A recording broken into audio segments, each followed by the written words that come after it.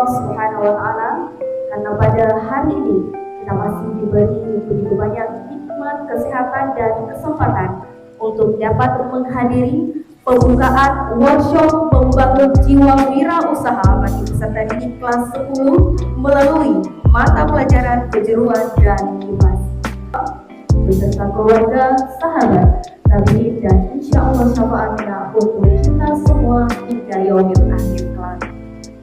Baik Bapak Ibu hadirin yang kami hormatkan, lagu Indonesia Raya hadir dimohon berdiri.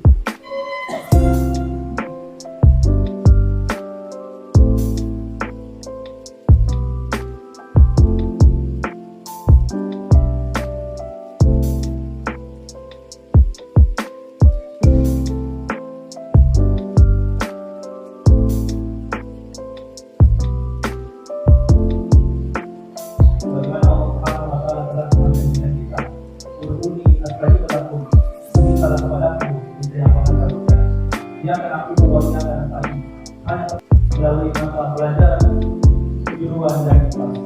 Maka dari itu ya Allah, lancarkanlah kegiatan kami. Assalamualaikum warahmatullahi wabarakatuh. Alhamdulillah, begitu terasa tidak asing lagi dengan kesehatan. Pelajaran pertemuan bertugas di tempat lain seperti di PPDB. Hormati telah tadi arahan oleh Bapak Kepala Institut Negeri 1 Mitra, dan kepada Bapak mengucapkan terima kasih. Assalamualaikum warahmatullahi wabarakatuh. Selamat pagi, salam sejahtera untuk kita semua. Shalom, Om Swastiastu, Namo Buddhaya, Rahayu, salam kebajikan.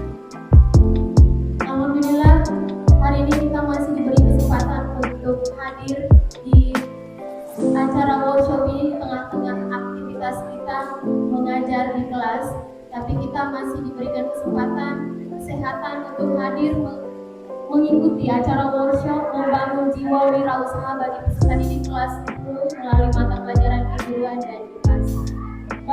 Jadi saya salah satu saksi masih merintis pada saat itu, dan alhamdulillah sekarang sudah dikenal di mana-mana. Nanas termasuk UMKM sukses di Kabupaten Pindrang, BC Makassar, kemudian Departemen Pengembangan UMKM HIPMI Kabupaten Pindrang dari 2020 sampai 2023. Saya persilakan kepada Ibu Nanda Wardana Asmar untuk memaparkan materi. Bismillahirrahmanirrahim. Saya izin berdiri putih karena kelihatan gelap tadi sini. Perkenalkan, nama saya Nanda Wardana. Sekarang usianya 34 tahun. Saya seorang ibu rumah tangga yang sekarang juga lagi fokus mengembangkan bisnis di bakery, ya. Usaha itu saya kasih nama nanti. Ya.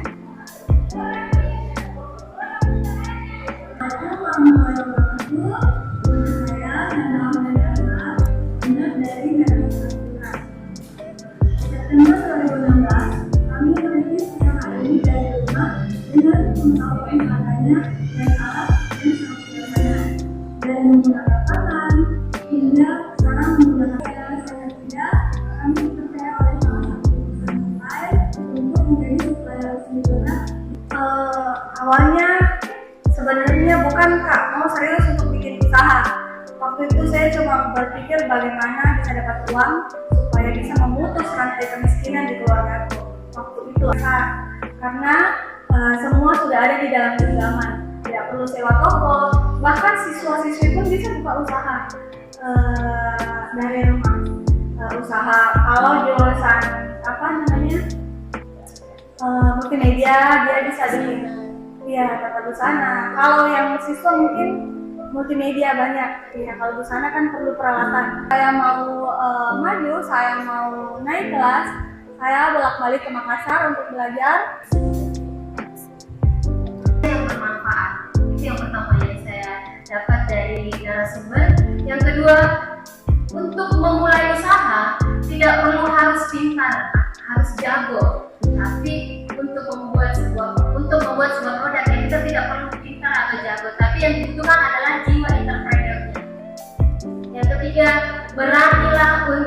berbeda, out of the box.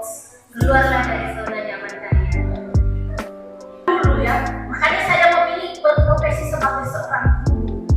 Karena ketika orang mengatakan dulu pengusaha, yang ada di benak saya itu adalah orang yang dibutuhkan. Waktu itu Ibu, saya tidak ada sama sekali pemikiran untuk jadi pengusaha. Tapi saya berpikir saya mau orang mengenang saya bagaimana kalau meninggal. Saya mau bermanfaat, dikenang seperti apa ketika sudah tidak ada. Bagaimana caraku untuk dikenang? Saya menggali potensi yang ada pada diriku. Waktu itu saya mampunya bikin kue yang enak, tapi tidak hanya berdagang sekedar mendapat keuntungan itu. Kalau kita cuma berdagang, maaf sekali. Tidak semua orang harus menjadi pengusaha.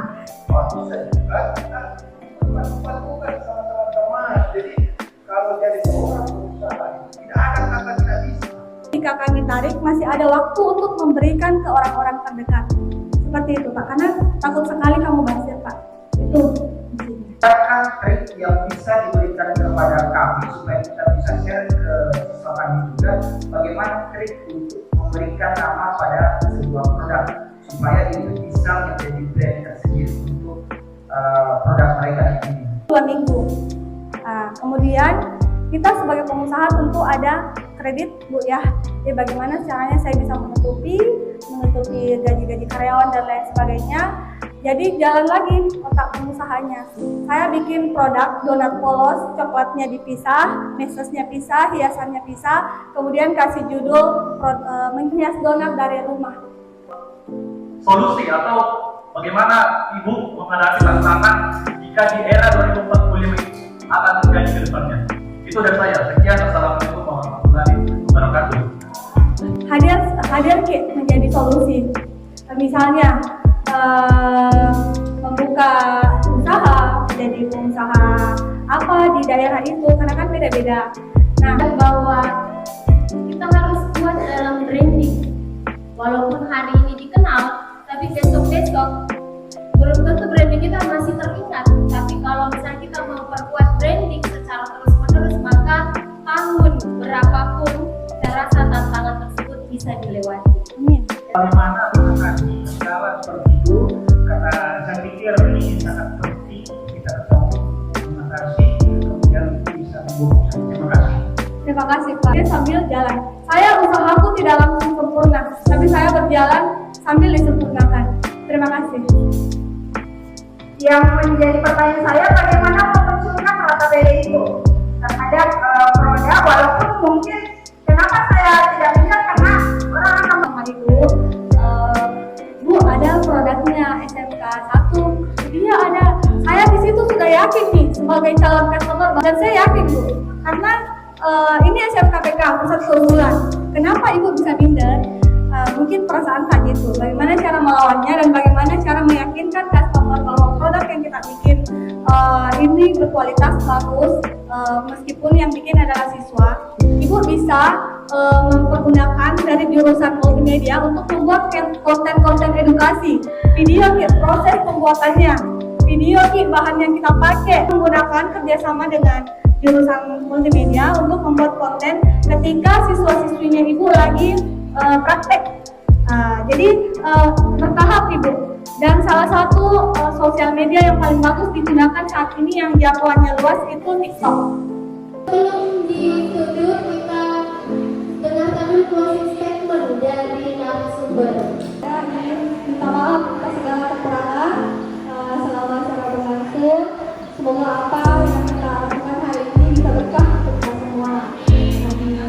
Dari saya mungkin ada satu closing statement yang setiap mengakhiri kegiatan selalu saya katakan bahwa jangan pernah berhenti berbuat baik, karena kita tidak pernah tahu kebaikan mana yang bawa kesuciannya.